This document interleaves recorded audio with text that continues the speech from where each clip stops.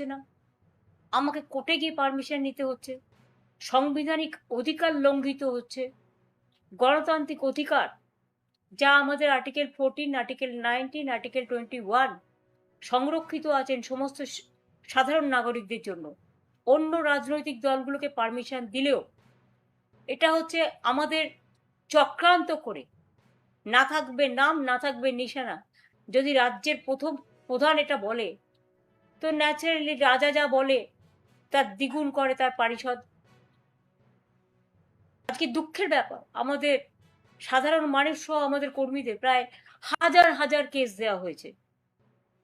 যারা জানে না তাদের অপরাধ কি, জোর করে পঞ্চায়েতগুলো দখল করা হয়েছে, মিউনিসিপ্যালিটিগুলো দখল করা হয়েছে, জেলা পরিষদগুলো দখল করা হয়েছে, এবং ঘরে বসে ডিলিমিটেশন করছে। সেন্সাসের কাজ শুরু হয়েছে, কিন্তু কোনো পলিটিক্যাল পার্টিকে ইনভলভ করা হয়নি, অন্তত আমাদের তো হয়নি। তাহলে বুঝুন সেন্সাসে কার নাম থাকবে আর জনগণনায় কার নাম বাদ যাবে। আবার যে আর একটা এসআইআর এর পাল্টা এসআইআর হচ্ছে না, এমনিতেই তো 32 লক্ষ লোকের নাম এখনো ওঠেনি। এর জন্য তো আমি সুপ্রিম কোর্টেও গিয়েছিলাম, ভেবেছিলাম বিচার পাবো, কিন্তু বিচারের বাণী বিশ্বকবি রবীন্দ্রনাথ ঠাকুরের ভাষায় আজও নীরবে নিভৃতে কাঁদে। এর জন্য গণ আন্দোলন এবং সচেতনতা বৃদ্ধি হওয়া দরকার, সবাইকে একজোট হয়ে লড়ার দরকার। যারা ভাবছে আমি একেলা লড়বো, আমাকে তো পারমিশন দিচ্ছে মিটিংয়ে, তৃণমূল কংগ্রেসের মমতা ব্যানার্জিকে নাইবা দিল, তাতে আমরা গেনার হব। আমি বলে তারা সবচেয়ে বড় লুজার। আমি আইন মেনে চলি বলে পারমিশন চাইছি, কিন্তু মনে রাখবেন আইন যদি বেলাইন হয় প্রশাসনের কাছে, তাহলে মনে রাখতে হবে আমাদেরও প্রোগ্রাম করার অধিকার আছে, আন্দোলন করার অধিকার আছে। আমার খুব খারাপ লাগছে, আমি প্রথমে এই ছবিটা আপনাদের দেখাবো যেটা আমাদের সবসময় বিরাজও করে, এবং জাতির নেতা যেমন আমরা গান্ধীজিকে বলি, তেমনি আমরা বলি জয়তু নেতাজি, জয় হিন্দ তার স্লোগান। দেখুন এখানে সমস্ত অল ইন্ডিয়ার বাংলার সমস্ত নেতৃবৃন্দের ছবি দিয়ে আমরা সকাল থেকে প্রার্থনা সঙ্গীতের মতো আমরা তাদের প্রার্থনা করি, তারাই আমাদের আইকন। আমি স্তম্ভিত, আমি লজ্জিত, আমি মর্মাহত, আমি শোকাহত, আমি দুঃখিত। বিজেপির কয়েকজন যারা রাজনীতির জানে না, যারা সংস্কৃতির জানে না, যারা সম্প্রীতির জানে না, যারা দেশটাকে চেনে না, যারা বাংলাটাকে চেনে না, তারা আজ দেশনায়ক নেতাজি সুভাষচন্দ্র বোসের যে অসম্মান, যে অপমান করছে, তাদের একটু মনে করিয়ে দিই, ইন্ডিয়ান ন্যাশনাল আর্মি তৈরি করেছিলেন নেতাজি সুভাষচন্দ্র বোস, প্ল্যানিং কমিশন তৈরি করেছিলেন নেতাজি সুভাষচন্দ্র বোস,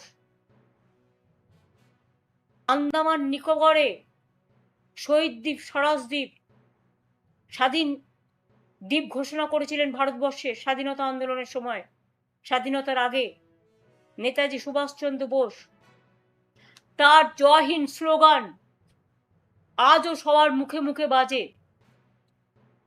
আজকে কি হয়ে গেল যে বাংলা থেকে নেতাজি সুভাষচন্দ্র বাদ, দেশ থেকে বাদ, বিশ্বকবি রবীন্দ্রনাথ ঠাকুর বাদ, কোন অজানা অশনি সংকেত। ব্যঙ্গ করে বিজেপির নেতারা বলছেন, কেউ তাকে নানা রকম ভাবে সাম্প্রদায়িক আখ্যা দিচ্ছেন, কেউ বা নানা ভাষার তকমা দিচ্ছেন। আমি সেই ভাষাগুলো বলে নিজেকে লজ্জিত করতে চাই না, আমরা লজ্জিত তাদের এই ভাষা শুনে। তার মাথার উপরে নানা রকম কলঙ্কের ভূষণ চাপিয়ে দেওয়া হচ্ছে। কেউ কেউ তো তাকে আবার দেশদ্রোহীও বলে দিচ্ছেন, কেউ কেউ তো তাকে আবার নিয়ে নোংরা রাজনৈতিক খেলা খেলছেন। আমরা পরিষ্কার বলছি, এ অসম্মান, এ অপমান আমাদের একার নয়, সারা দেশের, সারা বিশ্বের। এবং আমি মনে করি এখনো যাদের বিবেক আছে, আবেগ আছে, যারা ক্ষমতার চেয়ারের কাছে মাথা নত করে না, যারা দেশনেতাদের সম্মান জানায়, বিশেষ করে আমার ইয়াং জেনারেশন, ছাত্র, যুব, মা, বোন, সংস্কৃতি প্রেমী সকলকে বলবো, একটু তাকান। বাংলা কি বাংলা থেকে হারিয়ে যাবে? না যারা দেশের জন্য লড়াই করেছেন, প্রাণ দিয়েছেন, আজ পর্যন্ত কেউ জানে না? নেতাজি সুভাষচন্দ্র বোসের জন্মদিনটা আমরা জানি, মৃত্যুদিনটা জানি না? ক্ষমতায় আসার আগে বিজেপি সরকার অনেক কথা বলেছিল, ফাইল খুলবেন, উদ্ধার করবেন। সে তো কোথায় গেল সে ফাইল? কোন আলমারিতে গচ্ছিত রেখেছেন আমরা জানি না। কিন্তু আমরা বাপুজিকে, গান্ধীজিকে যেমন জাতির পিতা বলি, আমরা নেতাজিকে জাতির নেতা বলি, দেশের নেতা বলি, দেশের মহানায়ক বলি, বীর যোদ্ধা বলি, বীর স্বাধীনতা সংগ্রামী বলি। যে মানুষটা সাহস দেখিয়েছিলেন, সারা পৃথিবী ঘুরে ভারতবর্ষের জন্য তিনি দরবার করেছিলেন, আজকে তার জায়গায় তাকে অসম্মানিত হতে হবে, তাকে অপমানিত হতে হবে? আমি আমাদের আইটি টিমকে দায়িত্ব দিয়েছি, তার আহ্বান জানাবে সব ছাত্র, যুব, ডিজিটাল আইটি যারা আছেন, নেতাজি সুভাষচন্দ্র বোসের অসম্মান মেনে নেবেন না। তারা একত্রিত হয়ে প্রতিবাদ করুন। পুলিশ পারমিশন আপনাদের দেবে না, কারণ পুলিশ, আমি জানি না, আমি একদিন এই পুলিশের সাথে কাজ করেছি, তাদের প্রতি আমার অলবেশ শ্রদ্ধা আছে, কিন্তু পুলিশকে দিকেই তো আজকে ভয় দেখাচ্ছে এমএলএদের, ভয় দেখাচ্ছে এমপিদের, পরিবারকে ভয় দেখাচ্ছে, ইডিকে দিয়ে ভয় দেখাচ্ছে, সিবিআইকে দিয়ে ভয় দেখাচ্ছে, আইসি গিয়ে গাড়ি নিয়ে গিয়ে বলছে, কোথাও কোথাও আমি শুনেছি, হয় বিজেপি যা বলবে সেই দলে চলুন, তা নাহলে জেলে চলুন। এটা বলা কি পুলিশের রক্ষা কবচের মধ্যে পড়ে? না পুলিশের কোনো আইনের মধ্যে পড়ে? টোটাল বেআইনি কাজটা আজকে পুলিশকে দিয়ে করা হচ্ছে, যার জন্য রাস্তায় এত ট্রাফিক জ্যাম, মানুষ ঘন্টার পর ঘন্টা আটকে থাকে, সেদিকে ভ্রুক্ষেপ নেই। আমি গঙ্গাজল ঘাটির আশা কর্মী, যেভাবে তিনি মারা গেছেন, বিজেপির এমএলএদের ঔদ্ধত্য, বিজেপির নেতাদের অভদ্র আচরণ, অসৌজন্যমূলক কথাবার্তা যা দেখছি, আমার কথা ছেড়ে দিন, আমাকে তো কুকথা অকথা বলতে ছাড়ে না। যদিও তারা জানে যে আমি কোনোদিন 1 পয়সা মাইনে পর্যন্ত নিইনি, আমি আজ পর্যন্ত পেনশন পর্যন্ত 1 পয়সা নিইনি, আমার বইয়ের রয়্যালটি দিয়ে আমার চলে, কিন্তু সেই রয়্যালটিটাও এবছর আমি পাইনি। নিশ্চয়ই বিজেপির ভয়ে তারা মুখ বন্ধ করে বসে আছে। মানুষ বই কিনেছে বই মেলায়, সে টাকা আমাদের লোকেরাও জাগো বাংলার স্টল থেকে দিয়েছে, কিন্তু আজ পর্যন্ত আমি পাইনি, কারণ নিশ্চয়ই এতে কোনো খেলা আছে। আমাদের তো ব্যাংক অ্যাকাউন্ট থেকে শুরু করে সব ফ্রিজ করে দিয়েছে। বিজেপির কত অ্যাকাউন্ট আছে? সেন্ট্রাল কোষাগার, রাজ্যের আলাদা কোষাগার, ফন্টাল অর্গানাইজেশনের আলাদা কোষাগার, এমনকি আরএসএস রেজিস্টার্ড নয়। আমি ভেবেছিলাম তারা কখনো মুখ খুলবেন, তাদের কোষাগার, ফরেন থেকে তাদেরও মানি আসে, কই তাদের তো এফসিআর আটকায় না, খ্রিস্টানদের মানি আটকানো হয়, অন্যদের আটকানো হয়। আমরা ফরেন ফান্ড নিই না, কাজেই ফরেন ফান্ডের সাথে আমাদের যোগাযোগ নেই, তাই আমি কথা বলতে পারি। অনেক পার্টি নেয়, তারা নেয় নিশ্চয়ই, তারা কোনো আইন করেছে বা কিছু একটা করেছে, কিন্তু ও বিজেপির যারা শাখা সংগঠন তাদের তো কোনো আইন নেই। আজকে যারা ইয়াং জেনারেশনকে নিয়ে নিটের বিরুদ্ধে আন্দোলন করলো, তাদের অ্যান্টি ন্যাশনাল বানানোর চেষ্টা হচ্ছে, তাদের উপর অত্যাচার হচ্ছে, তাদের পরিবারের উপর অত্যাচার হচ্ছে। আমি বলি, ওরে ভ্রষ্টাচারী সরকার, চ্যারিটি বিগিনস অ্যাট হোম। এই 3 মাসে বাংলায় তোমরা লক্ষ লক্ষ কোটি টাকা আমি শুনছি লুট হয়ে গেছে। কোনোদিন শুনেছেন স্লোগান দেয় রাম রাম, রামজির নামে? রামজি আমাদের কাছে মা দুর্গার পুজো করেছিলেন, রাম সীতা আমাদের কাছে চিরকালই আমরা জয় শ্রীরাম গান্ধীজিও বলেছিলেন, কিন্তু এরা রাম মন্দির থেকে শুরু করে পানিহাটির মন্দির থেকে শুরু করে, বর্ধমানের সর্বমঙ্গলা মন্দির থেকে শুরু করে, আরো অনেক মন্দির থেকে,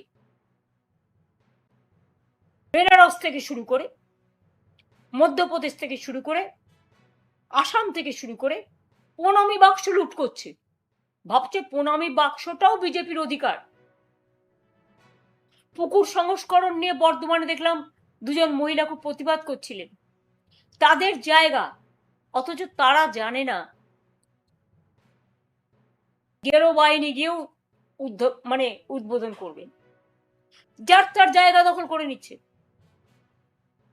ঠিক আছে, হকারদের নিয়ে তোমাদের এত আপত্তি, অল্টারনেটিভ পথ কেন তৈরি করলেন না? একটা মানুষের রুজি রোজগার কাটতে গেলে তাকে বিকল্প পথের সন্ধান দিতে হয়। কেন আপনারা ওদের জন্য বিকল্প পথ না করে প্রায় 1 কোটি লোক আজকে চাকরি হারা হয়েছে, অন্নপূর্ণা ভান্ডারের নামে অনেক ভাওতা হয়েছে, অনেক মহিলার নাম বাদ গেছে। যারা আমার ঘরের মা লক্ষ্মী, লক্ষ্মীর ভান্ডার নামটা কেটে দিয়েছে। আরে অন্নপূর্ণাও মা ভাত দেয়, মা লক্ষ্মীও ভাত দেয়, এটা মাথায় রাখতে হবে। গর্দভ শক্তিদের মাথায় এটা নেই। অনেক উইডোরা পেনশন পায়নি। আজকে 3 মাস বাদে 4 আগস্ট, যখন 4 মাস শুরু হতে যাচ্ছে, আজকে 3 মাস পরে কথাগুলো বলছি। যে আশাকর্মী মারা গেছে, আমি সব আশাকর্মীদের পাশে আছি এবং আমি ইমিডিয়েট একটা টিম পাঠাতে চাই। আমি 2-1 দিনের মধ্যেই পাঠাবো, তাদের পরিবারের সাথে কথা বলবো। আমি নিজে যেতে চাই, আমাকে বেরোতে দেওয়া হচ্ছে না। যদিও আমার এখানে কোনো সিকিউরিটি নেই, আমার সিকিউরিটি চাই না। এমনকি 2টো কর্পোরেশনের আমাদের সহকর্মী বন্ধু, যারা আমাদের দিনরাত খাটে, রাস্তা পরিষ্কার রাখে, জল পরিষ্কার রাখে, নর্দমা পরিষ্কার রাখে, আমার এখানে ঝাড়ু দিতে আজ থেকে প্রায় 30 বছর, তাদের ঝাড়ুটা পর্যন্ত কেড়ে নিয়ে যাওয়া হয়েছে। অনেক অসম্মানিত করেছেন। আমি আপনাদের ঝাড়ু, ওটা আপনাদেরই যোগ্য, আপনাদের কাছে ফিরে গেছে। আমি আপনাদের ঝাড়ু নিয়ে পরিষ্কার, দরকার আমি নিজে পরিষ্কার করব। আমি বাগান পরিষ্কার করতে ভালোবাসি, আমি ঘরের কাজ করতে ভালোবাসি, কিন্তু মানুষের জানা দরকার কোন লেভেলে এরা গেছে। আমরা কেউ জানি না কত হাজার কেস হয়েছে মানুষের নামে, সব জেলে। বাংলাটাকে একটা কারাগারে পরিণত করে দিয়েছে। কোথায় গেল আমার সোনার বাংলা? কোথায় আমার মামাটি মানুষের বাংলা? কোথায় রবীন্দ্রনাথ ঠাকুরের বাংলা? কোথায় নজরুলের বাংলা? কোথায় বিদ্যাসাগরের বাংলা? কোথায় রাজা রামমোহন রায়ের বাংলা? কোথায় নেতাজি সুভাষচন্দ্র বোসের বাংলা? কোথায় সম্প্রীতির বাংলা? কোথায় সংস্কৃতির বাংলা? ক্ষমতায় এসে সব গৌরকীকরণ, মাথা থেকে পা পর্যন্ত। অন্যদের বলছে চোর, আর তোমরা তো নিজেরাই এই সরকারে ছিলে বাবা প্রায় 11 বছর। তার আগেও বাবা এমপি, তুমি এমপি, বাবা মন্ত্রী কেন্দ্রীয় সরকারে তৃণমূল কংগ্রেসের দৌলতে, তখন তোমরা কিচ্ছু করো, ভাজা মাছটা উল্টে খেতে জানো না। আজকে যত দোষ নন্দ ঘোষ, তোমার বিজেপি এমএলএ গিয়ে বসছে বিডিওর চেয়ারে, বিজেপি এমএলএ গিয়ে বসছে আইসির চেয়ারে। এটা কি তাদের কাজ? না পুরো ফান্ড সাজিয়ে বসেছে, টেবিল সাজিয়ে বসেছে, এত টাকা দাও, অত টাকা দাও, টাকার বান্ডিল গোনা হচ্ছে। আর কে বলছে মাফিয়াদের কথা? যারা মাফিয়াদের সবচেয়ে বেশি মদত দিয়েছেন, খুন খারাপিতে মদত দিয়েছেন, চুরি ডাকাতিকে মদত দিয়েছেন, ব্রিজমোহন কেসে বক্সার, কুস্তিগির বিচার পায় না। 2.5 বছরের বাচ্চাকে আপনারা বিচার দেন না। প্রায় 21-22 জন মহিলা ধর্ষিতা হয়ে গেছে। হ্যাঁ, একজনেরও ঘটনা ঘটলে আমরা সবসময় অ্যাকশন নিয়েছি। এতজন মহিলা ধর্ষিত হয়ে যাওয়ার পরেও আপনারা কারো বাড়িতে যোগাযোগ করতে দিচ্ছেন না, পুলিশ দিয়ে থ্রেট করছেন যাতে কেউ আসতে না পারে। এইভাবে চলবে? ওবিসি থেকে শুরু করে ঐক্যশ্রী থেকে শুরু করে আমি কোনোদিন জীবনে মুখ্যমন্ত্রীর নামে যোজনা করিনি, কারণ আমি নিজের নামে আত্মপ্রচার কখনো বিশ্বাস করি না। মনে রাখবেন, আমাদেরই যোজনা পাল্টে গিয়ে নাম হলো মুখ্যমন্ত্রী যোজনা, প্রধানমন্ত্রী যোজনা। কেন দেশে আর কেউ নেই? স্টেডিয়ামও হবে ওদের নামে, সাংস্কৃতিক অনুষ্ঠানও হবে ওদের নামে। নেতাজি সুভাষচন্দ্র বোসকে সম্মান দিতে পারে না, আর অসম্মানিত যারা হন তাদের নিয়ে এসে মালা পরায়। তাদের কাছে যারা অসম্মানিত, একটু দেশের দিকে ফিরে তাকান। আগে ঘর সামলান, সম্প্রীতি সামলান। ভাগাভাগি করে দিচ্ছেন। নেতাজি সুভাষচন্দ্র বোস সম্প্রীতির প্রতীক ছিলেন, তাই তার রাইট হ্যান্ড ছিল শাহনওয়াজ খান। কখনো তিনি মনে করেননি আমার পাশে হিন্দু আছে, না মুসলমান আছে, না শিখ আছে, না ঈসাই আছে। একটা কথা মনে করে দিন, যান গিয়ে খোঁজ নিন আর্মিতে, প্রত্যেকটা আর্মি ক্যান্টনমেন্টে মন্দিরও থাকে, মসজিদও থাকে, গুরুদ্বারাও থাকে, গির্জাও থাকে। স্বাধীন মতো তারা তাদের প্রে করেন। আমি নিজে চোখে দেখেছি বলে বলছি। আজকে নতুন করে কি হয়েছে আমি জানি না, আমি 3 মাস আগেকার কথাও বলছি। আর্মিতে হিন্দুরা কাজ করে না, মুসলিমরা কাজ করে না, শিখরা কাজ করে না, ঈসাইরা কাজ করে না, নেপালিরা কাজ করে না, গোর্খারা কাজ করে না। সব ধর্ম বর্ণ নির্বিশেষে সবাই ঐক্যবদ্ধ হয়ে জয় হিন্দ বলে, বন্দে মাতরম বলে, দেশের একতা নিয়ে কথা বলে, দেশ ও মাতৃকাকে রক্ষা করে। আর আপনারা কোথা থেকে জুটলেন একটা পার্টি, যে পার্টিটা না আছে কোনো ভূত, না আছে কোনো ভবিষ্যৎ। শুধু অত্যাচার করতেই শিখেছেন, আর মহিলাদের ঘৃণা করতে শিখেছেন, আর ছাত্র যুবদের গালিগালাজ দিতে শিখেছেন। তাই আপনাদের ধিক্কার জানিয়ে সুভাষচন্দ্র বোসকে প্রণাম জানানোর জন্য বিবেক সম্পন্ন মানুষের কাছে আমার আবেদন থাকবে, এখনো কি আপনারা চুপ থাকবেন? Sometimes silence is gold. কিন্তু মনে রাখবেন, কখনো কখনো সময় আসে যখন সব বাঁধ ভেঙে যায়, শুধু কারাগার সামনে দাঁড়ায়, তখন কিন্তু নদী পথ গতিরোধ করা যায় না। নদী কিন্তু আপন পথে এগিয়ে চলে। ভয় দেখিয়ে আর চমকে ভাবছেন সরকারি দলও আপনারা ঠিক করবেন, বিরোধী দলও আপনারা ঠিক করবেন। তার মানে কি বিরোধী বলে কিছু থাকবে না? এটা লজ্জাস্কর নয়, এটা নিন্দার ঝড় উঠবে আগামী দিন। অপেক্ষা করুন, ভবিষ্যৎ দেখাবে, এটাই ভবিতব্য। আর আমায় আপনারা যত আটকাবার চেষ্টা করবেন, আমি আরো দ্বিগুণ ভাবে ঘুরে দাঁড়াবো। কারণ আমি ছাত্র রাজনীতি করে এসছি, যুব রাজনীতি করে এসছি। আজও ছাত্র যুবর হয়ে লড়াই করার মানসিকতা এবং অধিকার আমার আছে। মানুষ বিপদে পড়লে তাদের পাশে থাকা আমার অধিকার এবং কর্তব্য। আমি চেয়ারকে কেয়ার করি না, আমি মানুষকে কেয়ার করি। এটা মাথায় রাখবেন ভালো করে। আপনাদের মগজে বিষবৃক্ষ, কিন্তু আমাদের মগজে সম্প্রীতির বৃক্ষ। এটা মাথায় রাখবেন। এক জাতি, এক প্রাণ, একতা, এদেশ আমাদের বিধাতা। আমরা সবাইকে নিয়ে চলতে চাই, ভালোভাবে চলতে চাই। এটা যদি মাথায় রাখেন ভালো, আর যদি মাথায় না রাখেন, আগামী দিন বুঝবেন কত জেল আপনাদের আছে আর কত কারাগার আছে। লড়ে নেব, লড়বো, গড়বো, জিতবো। জয় হিন্দ, বন্দে মাতরম, জয় বাংলা, জয় তু নেতাজি।